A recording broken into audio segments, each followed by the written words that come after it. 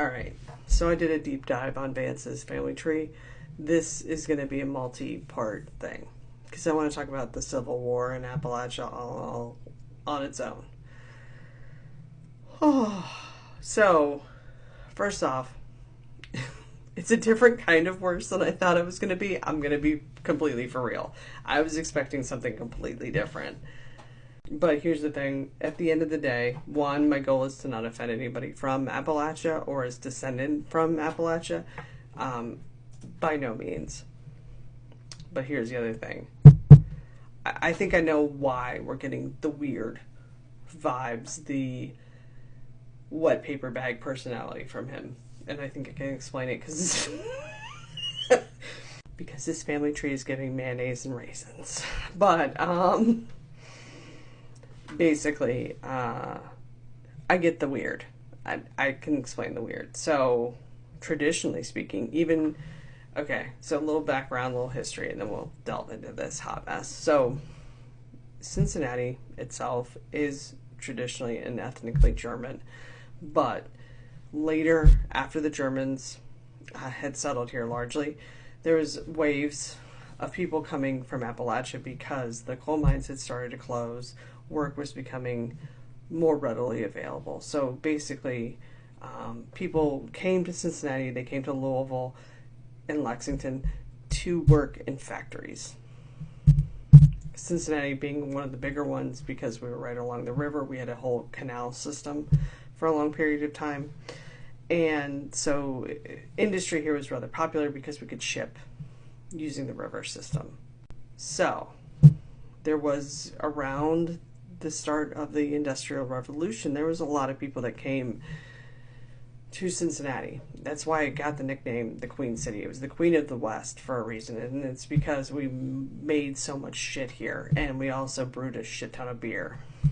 But bottom line is that you did have a fairly large influx from Appalachia, and that's what compromises the white folk of Cincinnati today. Most of us are partially German and we're partially Appalachian. Ohio is in Appalachia, we all know that, but most of us can draw a line to Appalachia. Let's put it like that. So,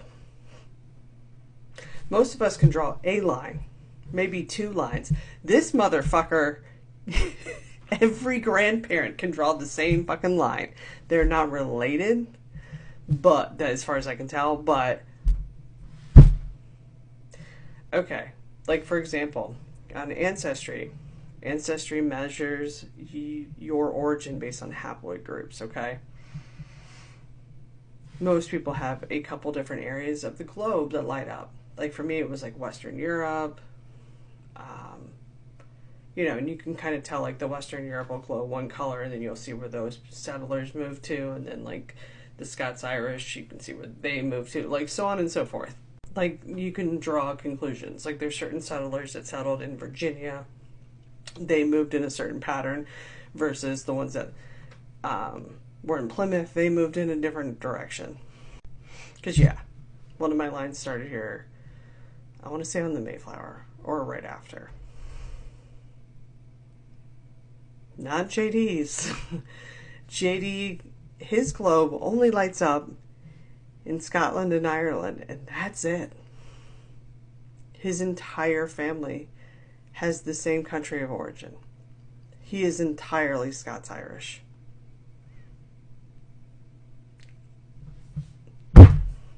Like I said, he's the keeper of the raisins and the mayonnaise. Like, I don't know how else to say it. Like, it's weird to me. The other thing that's weird to me is that his entire ancestral line has only spoken English. I mean, except for maybe, like, actual Irish or actual Scottish, but